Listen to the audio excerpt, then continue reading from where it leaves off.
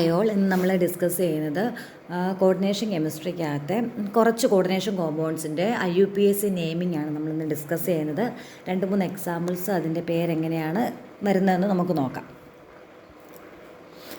നോക്കിയാൽ first write the IUPAC name of the following compounds. അതായത് തന്നിരിക്കുന്ന കോർഡിനേഷൻ കോമ്പൗണ്ട്സിൻ്റെ എന്ത് കണ്ടുപിടിക്കുക, IUPAC നെയിം കണ്ടുപിടിക്കാനാണ് ക്വസ്റ്റ്യൻ നമുക്ക് തരാറുള്ളത് എപ്പോഴും എക്സാമിന്. അപ്പോൾ ആദ്യമേ നമുക്ക് ഇത് ഒന്നാമത്തെ ഒരു കോർഡിനേഷൻ കോമ്പൗണ്ട്, ഇത് രണ്ടാമത്തെ കോർഡിനേഷൻ കോമ്പൗണ്ട്, ഇത് മൂന്നാമത്തെ കോർഡിനേഷൻ കോമ്പൗണ്ട്. ഈ കോർഡിനേഷൻ കോമ്പൗണ്ടിൻ്റെ 3 എണ്ണത്തിൻ്റെ നമുക്ക് എന്ത് കണ്ടുപിടിക്കണം, IUPAC നെയിമിങ് കണ്ടുപിടിക്കണം.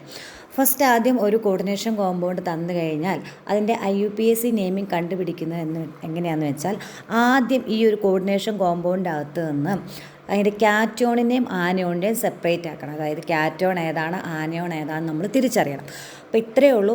ആദ്യം ഏതാണോ എഴുതിയിരിക്കുന്നത്, ഫസ്റ്റ് നമ്മൾ എന്താണോ എഴുതിയിരിക്കുന്നത് അതെന്തായിരിക്കും, കാറ്റോൺ ആയിരിക്കും. ഫസ്റ്റ് എഴുതിയിരിക്കുന്നത് കാറ്റോണും സെക്കൻഡ് എഴുതിയിരിക്കുന്നത് എന്തായിരിക്കും, സെക്കൻഡ് എഴുതിയിരിക്കുന്നത് ആനയോണും ആയിരിക്കും. ഫസ്റ്റ് എഴുതിയിരിക്കുന്നത് കാറ്റോണും സെക്കൻഡ് എഴുതിയിരിക്കുന്നത് ആനയോണും ആയിരിക്കും.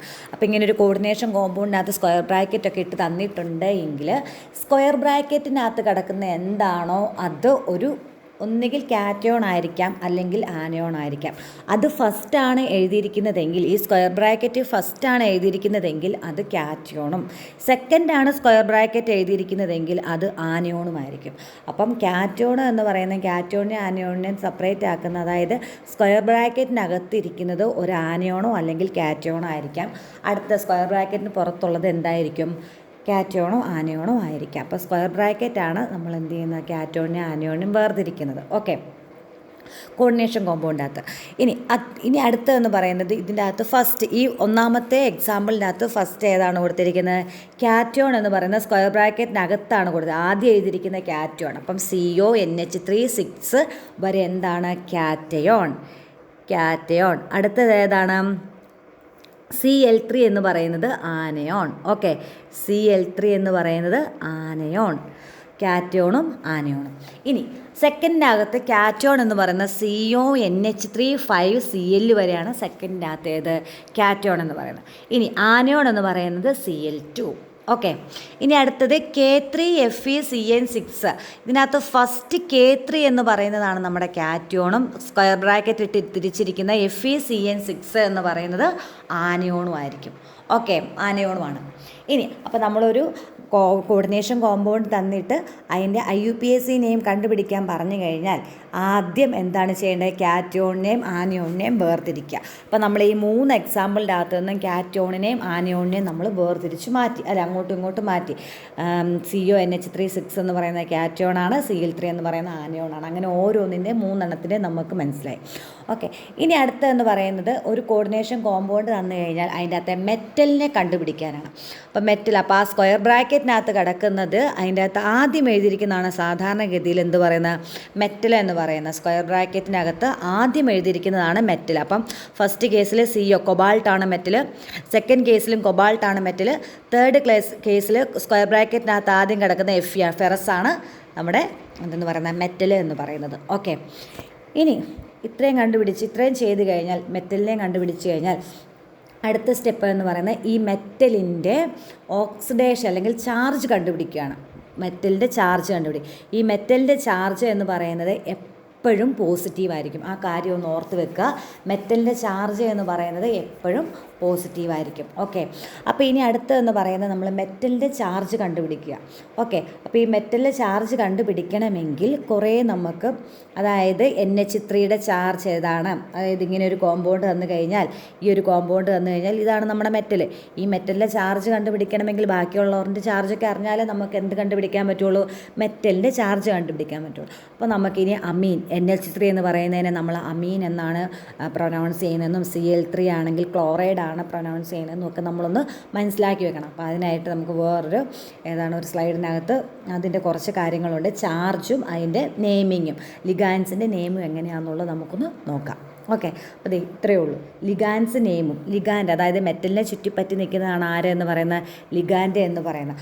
ആ ലിഗാൻഡിൻ്റെ നെയിമും പിന്നെ അതിൻ്റെ ചാർജുമാണ് നമ്മൾ നോക്കുന്നത്. ഓക്കെ, ഇപ്പം OH അല്ല H2O ആണ് വന്നിരുന്നതെങ്കിൽ OH2 എന്ന് എഴുതുന്നതേ ഉള്ളൂ. H2O ആണ് വരുന്നതെങ്കിൽ അത് അക്വ, വാട്ടറിൻ്റെ ഏതാണ് നമ്മൾ എടുക്കുന്ന ലിഗാൻഡ് നെയിമായിട്ട് അക്വ. NH3 ആണ് എങ്കിൽ ഇത് പഠിക്കണം കേട്ടോ, ഇത് പഠിച്ചാൽ മാത്രമേ നമുക്ക് IUPAC നെയിമിങ് എഴുതാൻ പറ്റത്തുള്ളൂ. അപ്പോൾ NH3 ആണ് വരുന്നതെങ്കിൽ അമീൻ, NH3 ആണ് വരുന്നതെങ്കിൽ എന്താണ്, അമീനാണ് വരുന്നത്. NH3 ആണെങ്കിൽ അമീൻ. CN ആണെങ്കിൽ സൈനിഡോ. ഓക്കെ, CN ആണെങ്കിൽ സൈനിഡോ അല്ലെങ്കിൽ സയനോ, അങ്ങനെ എഴുതിയാലും കുഴപ്പമില്ല. സയനോ അല്ലെങ്കിൽ സയനിഡോ. പിന്നെ Cl- ആണെങ്കിൽ ക്ലോറിഡോ. അപ്പം നമ്മൾ ഇതിൻ്റെ അകത്ത് അത് ഒരു കാര്യം ശ്രദ്ധിക്കണം, അതായത് സ്ക്വയർ ബ്രാക്കറ്റിനകത്താണ് ഈ ലിഗാൻസിന് ഈ മെറ്റൽ അയോണിനെ ചുറ്റി ആരുണ്ട്, ലിഗാൻസ് ഉള്ളത് എങ്കിൽ അവർക്ക് നമ്മൾ കൊടുക്കുന്ന പേരാണ് Cl ആണെങ്കിൽ ക്ലോറിഡോ, CN ആണെങ്കിൽ സയനിഡോ, പിന്നെ F ആണെങ്കിൽ ഫ്ലൂറിഡോ, പിന്നെ Br ആണെങ്കിൽ ബ്രോമിഡോ, അടുത്ത ഏതാണ് I ആണെങ്കിൽ അയഡിഡോ, പിന്നെ അടുത്ത OH ആണെങ്കിൽ ഹൈഡ്രോക്സിഡോ, പിന്നെ C2O4 ആണെങ്കിൽ ഓക്സലേറ്റോ. ഇനി ഇവരുടെ ചാർജ് എന്ന് പറയുന്നത് നോക്കിയേ, അക്വ അല്ലേ. ചാർജ് എന്ന് പറയുന്നത് H2O ആണ് എങ്കിൽ ഏതാണ് ചാർജ്, വാട്ടർ 0 ആണ് ചാർജ് വരുന്നത്. അതെ, അമീൻ്റെ ആണെങ്കിലും 0 ആണ്. പിന്നെ സയനിഡോ CN-ൻ്റെ ആണ് എങ്കിൽ ഏതാണ് -1. ഇത് ഓർത്തിരുന്നാൽ നമുക്ക് മെറ്റലിൻ്റെ ചാർജ് കണ്ടുപിടിക്കാൻ പറ്റും. ക്ലോറിനാണെങ്കിൽ -1, ഫ്ലൂറിനാണെങ്കിൽ, അതായത് ക്ലോറിൻ, ഫ്ലൂറിൻ, ബ്രോമിൻ, അയഡിൻ വരെ നമുക്ക് -1 ആണ്. പിന്നെ OH-ൻ്റെ -1 ആണ്. പിന്നെ C2O4-ൻ്റെ -1 ആണ്. അപ്പോൾ ഇത്രയും കാര്യങ്ങളൊന്ന് വൃത്തിയായിട്ട് പഠിച്ചു വെക്കുക. പിന്നെ അതുപോലെ തന്നെ പൊട്ടാസ്യത്തിൻ്റെയും Kയുടെയും പൊട്ടാസ്യത്തിൻ്റെ ഒക്കെ ഓക്സിഡേഷൻ നമ്പർ +1 ആണെന്നും കൂടെ ഓർത്ത് വെച്ചേക്കുക. പൊട്ടാസ്യത്തിൻ്റെയും സോഡിയത്തിൻ്റെയും ഒക്കെ +1 ആണ് എന്നോർത്ത്. ക്ലോറിൻ, ഫ്ലൂറിൻ, ബ്രോമിൻ, അയഡിനൊക്കെ -1ഉം, വാട്ടറിൻ്റെയും അമീൻ്റെയും 0ഉം, സൈനിഡോയുടെ -1ഉം ആണെന്നൊക്കെ ഒന്ന് ഓർത്ത് വെച്ചേക്കാം. ഓക്കെ, അപ്പോൾ ഇനി നമുക്ക് അടുത്ത എക്സാമ്പിളിലോട്ട് പോകാം. അപ്പം ഫസ്റ്റ് എക്സാമ്പിൾ നോക്കിയേ, CONH3 6Cl3. അപ്പോൾ ആദ്യം നമ്മൾ പറഞ്ഞതിനകത്ത് കാറ്റോൺ ഏതാണ്, ആനയോൺ ഏതാണെന്ന് ആദ്യം വേർതിരിച്ച് കഴിഞ്ഞു. സ്ക്വയർ ബ്രാക്കറ്റിനകത്തുള്ള ആദ്യം എഴുതിയിരിക്കുന്നത് കാറ്റയോൺ, സെക്കൻഡ് എഴുതിയിരിക്കുന്നത് ആനയോൺ. ഓക്കെ, ഇനി നമ്മൾ ഫസ്റ്റ് എഴുതേണ്ടത് കാറ്റോണിനെയാണ് എഴുതേണ്ടത്. അപ്പോൾ കാറ്റോണിനെ എഴുതുമ്പോഴത്തേക്കിനും ആദ്യം നമ്മൾ ഇതിൻ്റെ അകത്ത് CONH3 6. അപ്പം ഈ കാറ്റോൺ എഴുതുന്നതിന് മുമ്പായിട്ട്, കാറ്റോണും അതിന് ലിഗാൻസിനും ഒക്കെ എഴുതുന്നതിന് മുമ്പായിട്ട് ആദ്യം നമ്മൾ ചെയ്യേണ്ടത് ഇതിൻ്റെ അകത്ത് നിന്ന് മെറ്റലിൻ്റെ ഓക്സിഡേഷൻ അല്ലെങ്കിൽ ചാർജ് കണ്ടുപിടിക്കാനാണ് നോക്കേണ്ടത്. മെറ്റലിൻ്റെ ചാർജ്, അതായത് COയുടെ ചാർജ്. അപ്പോൾ ചാർജ് കണ്ടുപിടിക്കാനായിട്ട് നമുക്കറിയാം X + Y + Z = 0 എന്നുള്ള ഇക്വേഷനൊക്കെ കൊടുത്തിട്ടല്ലേ നമ്മൾ ചെയ്യുന്നത്. അപ്പോൾ ഇതിൻ്റെ അകത്ത് നമ്മുടെ ആരുടെ ചാർജാണ്, COയുടെ ചാർജാണ്. അപ്പോൾ ആ COയ്ക്ക് നമ്മളിവിടെ ഇപ്പോൾ ഇത്ര ഉള്ളതുകൊണ്ട് ഞാൻ അങ്ങ് A എന്ന് കൊടുത്തു. NH3ക്ക് നമ്മൾ B എന്ന് കൊടുത്തു. ഓക്കെ, Cl-ന് C എന്ന് കൊടുത്തു. അപ്പം ഈ A + B + C എന്ന് പറയുന്നത് എന്തായിരിക്കണം, 0 ആയിരിക്കണം. അപ്പോൾ നമ്മൾ ഇതിന് മുമ്പുള്ള സ്ലൈഡിൽ പഠിച്ചായിരുന്നു NH3യുടെ ചാർജ് എന്ന് പറയുന്നത് 0 ആണെന്ന് പഠിച്ചായിരുന്നു. അതൊന്ന് ഓർത്ത് വെച്ചേക്കണം. ക്ലോറിൻ്റെ -1 ആണെന്നും പഠിച്ചിരുന്നു അല്ലേ. അപ്പോൾ ഇതിൻ്റെ അകത്ത് അപ്പം നമ്മൾ ആരുടെ കണ്ടുപിടിക്കേണ്ടത്, കൊബാൾട്ടിൻ്റെ COയുടെയാണ് നമ്മൾ കണ്ടുപിടിക്കേണ്ടത്. അപ്പം A + NH3യുടെ ചാർജ് എത്രയാണ്, 0 അല്ലേ. അപ്പം എത്ര NH3 ഉണ്ട്, 6 NH3 ഉണ്ട്. 6 NH3 ആണെങ്കിലും എന്തായാലും നമുക്ക് എത്ര ഉണ്ടെങ്കിലും 0 ആണ് ചാർജ് വരുന്നത്. പിന്നെ അടുത്ത പ്ലസ് Cl-ൻ്റെ ചാർജ് എത്രയാണെന്ന് പറഞ്ഞാൽ -1. അപ്പോൾ ഇതിനകത്ത് എത്ര Cl ഉണ്ട്, 3 Cl ഉണ്ട്. അപ്പം 3 × -1 - 3 = 0. ഇതല്ലേ നമ്മുടെ ഇക്വേഷൻ. നോക്കിയേ, A + B + C = 0 എന്നുള്ള ഇക്വേഷനിൽ നമ്മൾ എഴുതുന്നത്. അപ്പോൾ ആ ഇക്വേഷനകത്ത് നമുക്ക് എന്ത് കിട്ടി, A + 0 + -3 = 0. അപ്പോൾ അടുത്ത് എങ്ങനെ എഴുതാം, A - 3 = 0 എന്ന് എഴുതുക. A = +3 എന്ന് കൊടുക്കുക. അപ്പോൾ നമ്മുടെ കൊബാൾട്ടിൻ്റെ ചാർജ് എത്രയാണ് വരുന്നത്, +3. അപ്പം നമ്മുടെ ഇത് എഴുതുമ്പോഴത്തേനും കോർഡിനേഷൻ കോമ്പൗണ്ടിൻ്റെ നെയിമിങ് എഴുതുമ്പോൾ ഫസ്റ്റ് കാറ്റോണിയം ആനോണിയം വേർതിരിക്കുക. അതിനുശേഷം അതായത് ചാർജ്, മെറ്റലിൻ്റെ ചാർജ് കണ്ടുപിടിക്കുക. മെറ്റലിൻ്റെ ചാർജ് നമ്മൾ കണ്ടുപിടിച്ചു, നമുക്ക് +3, കൊബാൾട്ടിൻ്റെ ചാർജ് എന്ന് പറയുന്നത് +3 ആണെന്നും കിട്ടി. ഇനി അടുത്ത നെയിമിങ് കൊടുക്കുക. അപ്പോൾ ഇതിൻ്റെ അകത്ത് നമ്മൾ പറഞ്ഞു അമീൻ NH3 ആണെങ്കിൽ അമീൻ എന്നൊക്കെയല്ലേ നമ്മൾ പറഞ്ഞത്, അത് അതുപോലെ തന്നെ എഴുതുക. അപ്പോൾ ആദ്യം നമ്മൾ ആരെ എഴുതേണ്ടത്, കാറ്റോൺ എഴുതണം. കാറ്റോൺ എഴുതുമ്പോൾ ആദ്യം കാറ്റോണിൻ്റെ അകത്ത് ലിഗാൻസിനെയാണ് നമ്മൾ എഴുതേണ്ടത്. കാറ്റോണിൻ്റെ അകത്ത് ലിഗാൻസ് NH3 ആണ്. അപ്പോൾ ഇതിനകത്ത് എത്ര NH3 ഉണ്ടോ എന്ന് നോക്കുക. 6 NH3 അല്ലേ ഉള്ളൂ. അപ്പം 6നെ നമ്മൾ ഡിനോട്ട് ചെയ്യുന്നത് എങ്ങനെയാണ്, ഹെക്സാ അല്ലേ, ഹെക്സാ അമീൻ അല്ലേ, ഹെക്സാ അമീൻ. ഇനി അടുത്ത് നമ്മുടെ മെറ്റൽ ആരാണ്, കൊബാൾട്ട്. നേരെ അങ്ങ് എഴുതിയാൽ മതി, സ്മോൾ ലെറ്ററിൽ അങ്ങ് എഴുതി വിട്ടാൽ മതി, കൊബാൾട്ട്. ഇനി നമ്മൾ കണ്ടുപിടിച്ച ഓക്സിഡേഷൻ അല്ലെങ്കിൽ ചാർജ് എന്ന് പറയുന്നത് എത്രയാണ്, കൊബാൾട്ടിൻ്റെ 3 ആണ്. അത് നമ്മളിവിടെ റോമൻ ലെറ്ററിൽ 3 എന്ന് കൊടുത്തേക്കുക. ഓക്കെ, റോമൻ ലെറ്ററിൽ 3 എന്ന് കൊടുത്തു. അതിന് ശേഷം പിന്നെ നമ്മുടെ സ്ക്വയർ ബ്രാക്കറ്റിൻ്റെ അകത്ത് പുറത്ത് ആരാണോ കിടക്കുന്നത്, ഇപ്പോൾ ക്ലോറിനാണ് എങ്കിൽ, ഇപ്പോൾ ക്ലോറിന് എത്ര എണ്ണം ഉണ്ടോ എത്രയാണെങ്കിലും നമ്മൾ എഴുതുന്നത് ക്ലോറൈഡ്. ഓക്കെ, ഇതെല്ലാം സ്മോൾ ലെറ്ററിൽ, ആദ്യത്തെ ആ ഒരു ഇത് മാത്രം ക്യാപിറ്റൽ ലെറ്റർ ചെയ്ത് ബാക്കിയെല്ലാം സ്മോൾ ലെറ്ററിൽ അങ്ങ് നിരത്തി പിടിച്ചങ്ങ് എഴുതിയാൽ മതി. ഹെക്സാ അമീൻ കൊബാൾട്ട് 3 ക്ലോറൈഡ്. ഇപ്പോൾ അത് FL3 ആണെങ്കിൽ ഫ്ലൂറൈഡ്, Br ആണെങ്കിൽ ബ്രോമൈഡ്. ഇപ്പോൾ 2 ക്ലോറിനോ ഉള്ളെങ്കിലും ക്ലോറൈഡ്. അവസാനം സ്ക്വയർ ബ്രാക്കറ്റിന് പുറത്താണ് എങ്കിൽ ക്ലോറൈഡ്. സ്ക്വയർ ബ്രാക്കറ്റിനകത്താണ് ഇതൊക്കെ വരുന്നത്. ഈ കേസൊക്കെ ആണെങ്കിൽ ക്ലോറിഡോ, ബ്രോമിഡോ, അയഡിഡോ അങ്ങനെ വരും. അപ്പോൾ ഇതിൻ്റെ കേസിൽ വരുമ്പം ക്ലോറിഡോ വരും. ഇത് പക്ഷേങ്കിൽ ക്ലോറൈഡ് എന്നേ കൊടുക്കാവുള്ളൂ. ഓക്കെ, അപ്പോൾ ഇതിൻ്റെ ഫസ്റ്റിൻ്റെ നമുക്ക് എന്ത് കിട്ടി, IUPAC നെയിമിങ് കിട്ടി, ഹെക്സാ അമീൻ കൊബാൾട്ട് 3 ക്ലോറൈഡ്. ഓക്കെ, ഇനി അടുത്തതിൻ്റെ എങ്ങനെയാണെന്ന് നോക്കാം. അടുത്തതിൻ്റെ ഇതുപോലെ തന്നെയാണ്. ആദ്യമേ എന്താണ് ചെയ്യേണ്ടത്, നമ്മൾ ആദ്യമേ ഇതിൻ്റെ ഓക്സിഡേഷൻ നമ്പർ അല്ല ചാർജ് കണ്ടുപിടിക്കണം. ഇതിൻ്റെ അകത്ത് ആരാണ്, കൊബാൾട്ടല്ലേ നമ്മുടെ വരുന്നത്, മെറ്റൽ എന്ന് പറയുന്നത്. അപ്പോൾ കൊബാൾട്ടിന് A എന്ന് കൊടുത്തു, NH3ക്ക് B എന്ന് കൊടുത്തു, Clന് C എന്ന് കൊടുത്തു. പുറത്തായതുകൊണ്ട് അത് മറ്റേനും എന്ത് കൊടുക്കുക, Cl2നും D എന്ന് കൊടുക്കുക. അപ്പോൾ എങ്ങനെ വരുന്നത്, D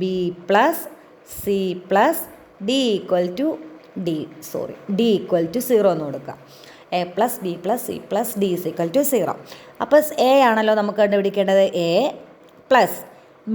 അമീൻ്റെ നമുക്ക് ഓൾറെഡി നമ്മൾ നേരത്തെയുള്ള സ്ലൈഡിൽ പറഞ്ഞതാണ്, അമീൻ്റെ ഓക്സിഡേഷൻ അല്ലെങ്കിൽ ചാർജ് എന്ന് പറയുന്നത് 0 ആണ്. 5 അമീൻ ഉണ്ടെങ്കിലും 5 × 0 0 പ്ലസ് സിയുടെ എത്രയാണ്, C എന്ന് പറയുന്നത് Cl അല്ലേ, ക്ലോറിൻ്റെ -1 ആണെന്ന് നമുക്കറിയാമല്ലോ, -1 പ്ലസ് ഡിയുടെ ഏതാണ്, ക്ലോറിൻ തന്നെയാണ്, അതും -1 ആണ്. 2 ക്ലോറിനാകുമ്പോൾ -2 = 0 അല്ലേ.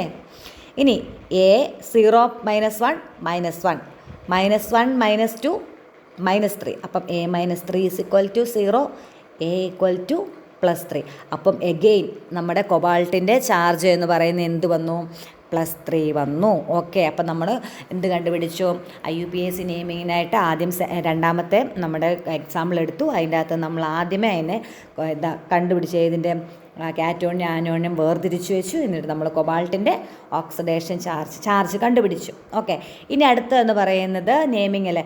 അപ്പോൾ നമ്മുടെ ഈ ഫസ്റ്റ് കാറ്റോൺ എഴുതാനല്ലേ പറഞ്ഞേക്കുന്നത്, നമ്മൾ കാറ്റോണിനെ ആദ്യം എഴുതുവാണ്. കാറ്റോണിൻ്റെ അകത്ത് ആദ്യം ആരാ കിടക്കുന്നത്, കൊബാൾട്ട്. മെറ്റലിനെ ലാസ്റ്റേ നമ്മൾ കാറ്റോണിൻ്റെ അവസാനമേ എഴുതത്തുള്ളൂ അല്ലേ. ആദ്യമേ NH3 ഒരു ലിഗാൻഡാണ്, Cl ഒരു ലിഗാൻഡാണ്. അപ്പോൾ ഇതിൻ്റെ അകത്ത് ആദ്യം ആരെ എഴുതണം എന്ന് വെച്ച് കഴിഞ്ഞാൽ ഇത്രയേ ഉള്ളൂ, അമീനുമാണ് ക്ലോറിനുമാണ്. ഈ അമീനെ ആദ്യം എടുക്കുക, അമീൻ അല്ലേ, അമീൻ. അടുത്ത് ക്ലോറിൻ. ഓക്കെ, അപ്പം അമീനും ക്ലോറിനും എടുത്തു കഴിയുമ്പോൾ ആൽഫബറ്റ് ഓർഡർ അനുസരിച്ച് A ആണല്ലോ ആദ്യം വരുന്നത്. അപ്പോൾ ആദ്യം നമ്മൾ ആരെ എഴുതുക, അമീനെ എഴുതുക. എന്നിട്ട് ശേഷം മാത്രമേ നമ്മൾ നോക്കുക അതിൻ്റെ അകത്ത് പെൻറ്റ എത്ര എണ്ണം ഉണ്ടെന്ന് നോക്കുക, 5 എണ്ണം. അല്ലാതെ Pയും Cയും കൂടെ നോക്കരുത്. പെൻറ്റ അമീനും Cയും കൂടെ നോക്കിയിട്ട് C ആദ്യം എഴുതരുത്. അമീനും ക്ലോറിനും നോക്കിയതിന് ശേഷം മാത്രമേ ആ എത്ര നമ്പർ ഉണ്ട് എന്ന് എഴുതാവുള്ളൂ. അപ്പോൾ ഇതിൻ്റെ അകത്ത് ആദ്യം ആരെ എഴുതാം, നമുക്ക് അമീനെ എഴുതാം. ഓക്കെ, അമീനെ എഴുതുമ്പോഴത്തേന് ഫസ്റ്റ് അമീനെ എഴുതി. അമീൻ എത്ര എണ്ണം ഉണ്ട്, പെൻറ്റ 5 എണ്ണം. പെൻറ്റ അമീൻ. പിന്നെ നമ്മുടെ ഇത് സ്ക്വയർ ബ്രാക്കറ്റിനകത്ത് മെറ്റലിനെ ചുറ്റിയാണ് നമ്മുടെ ഇത് നിൽക്കുന്നത്. ക്ലോറിൻ സ്ക്വയർ ബ്രാക്കറ്റിനകത്താണ് വരുന്നതെങ്കിൽ നമ്മൾ ക്ലോറൈഡ് എന്ന് എഴുതാൻ പറ്റുമോ, ഇല്ല, ക്ലോറിഡോ അല്ലേ, ക്ലോറിഡോ. പിന്നെ നെക്സ്റ്റ് വൺ നമ്മുടെ കൊബാൾട്ട് അല്ലേ, മെറ്റൽ അല്ലേ. കൊബാൾട്ട് എത്രയാണ് അതിൻ്റെ ഓക്സിഡേഷൻ ചാർജ് എത്രയാണ് വരുന്നത്, നമ്പർ അല്ലെങ്കിൽ ചാർജ് 3, കൊബാൾട്ട് 3 അല്ലേ. നമ്മളിവിടെ കണ്ടുപിടിച്ചല്ലേ ഓൾറെഡി, കൊബാൾട്ട് 3. ഇനി സ്ക്വയർ ബ്രാക്കറ്റിൻ്റെ പുറത്ത് ആരാ, Cl2 ആണെങ്കിലും Cl3 ആണെങ്കിലും Cl ആണെങ്കിലും നമ്മൾ എന്ത് എഴുതുന്നത്, ക്ലോറൈഡ്. Okay, chloride. അപ്പോൾ ഇതാണ് നമ്മുടെ സെക്കൻഡ് എക്സാമ്പിളിൻ്റെ IUPAC നെയിം, പെൻറ്റ അമീൻ ക്ലോറിഡോ കൊബാൾട്ട് 3 ക്ലോറൈഡ്. ഓക്കെ, അപ്പോൾ ഇതെല്ലാം എളുപ്പമാണ് എഴുതാൻ. അത് ഏത് പഠിച്ചാൽ അമീൻ്റെ ഓക്സിഡേഷൻ ചാർജ് കണ്ടുപിടിക്കണം, അല്ല ചാർജ് പഠിക്കണം, 0 ആണെന്നുള്ള പഠിക്കണം. അതുപോലെ തന്നെ Clൻ്റെ 0 ആണെന്ന് പഠിക്കണം. അപ്പോൾ ഇത് ഈ NH3യുടെ സ്ഥാനത്ത് H2O ആണ് വരുന്നതെങ്കിൽ അവിടെ എന്തായിരിക്കും, H2Oയുടെ ചാർജും 0 ആണ്. പക്ഷേങ്കിൽ ആ അമീൻ്റെ സ്ഥാനത്ത് നമ്മൾ അക്വ എന്ന് കൊടുക്കുക, penta aqua chlorido cobalt 3 chloride. Okay, ഇനി അടുത്ത ഏതാ നമ്മുടെ K3 FeCN6. ഇതിൻ്റെ അകത്തൊരു പ്രത്യേകത എന്ന് പറയുന്നത്, ആദ്യം കാണുന്നത് സ്ക്വയർ ബ്രാക്കറ്റാണ് നമ്മുടെ കാറ്റോണിനെ ആനയോണെയും തിരിക്കുന്നത്. ആദ്യം ഏതാണോ അതിനെ നമ്മൾ കാറ്റോണായിട്ട് കൺസിഡർ ചെയ്യുന്നു. അപ്പോൾ ഇവിടെ K3 ആണ് കാറ്റോൺ, സ്ക്വയർ ബ്രാക്കറ്റിനകത്ത് കിടക്കുന്ന ഇതാരാണ്, ആനയോണാണ്. ഓക്കെ, അപ്പം ഇതിൻ്റെ അകത്ത് നമ്മൾ എന്തായാലും മെറ്റൽ എന്ന് പറയുന്ന Fe ആണ്. ഈ Feയുടെ ഓക്സിഡേഷൻ നമ്പർ അല്ലെങ്കിൽ ചാർജ് കണ്ടുപിടിക്കുക. അപ്പോൾ ഇതിൻ്റെ അകത്ത് പൊട്ടാസ്യത്തിൻ്റെ ഞാൻ പറഞ്ഞിരുന്നു, പൊട്ടാസ്യത്തിൻ്റെയും സോഡിയത്തിൻ്റെയും ഒക്കെ ചാർജ് എത്രയായിരിക്കും, +1 ആയിരിക്കും. ഓക്കെ, അപ്പോൾ നമ്മൾ ഇതിൻ്റെ അകത്ത് നിന്ന് നമ്മൾ പൊട്ടാസ്യത്തിന് ഏതാ കൊടുക്കുന്നത്, പൊട്ടാസ്യത്തിന് നല്ല ആദ്യമേ ഏതാ കൊടുക്കുന്നത്, FeBCnC. അപ്പം A+B+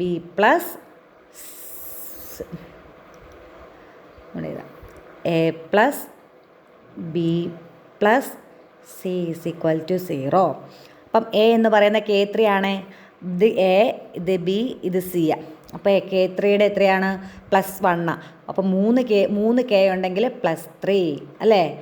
പ്ലസ് B എന്ന് പറയുന്നത് നമുക്ക് അറിഞ്ഞുകൂടാ. പ്ലസ്